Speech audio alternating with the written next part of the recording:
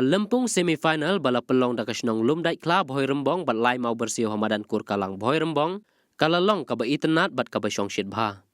Ketika semifinal kalalong ha ka khasan tarik no pra ha ketika madan lekai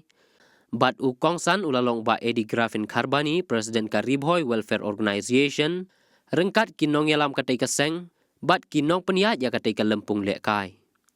Ha ka ba ha ketika sengi ka jinge lekai kalong ha pedeng ka paham Rio FC persya ya ka combine tu Wapung bat ka jinge lekai ha pedeng kita ki arteliki kenhon kalalong ka bayak haj bha bat ka combine tu Wapung kalayo ra ya ka jing job leng ba ka tiebreaker bat Rung sya ka final.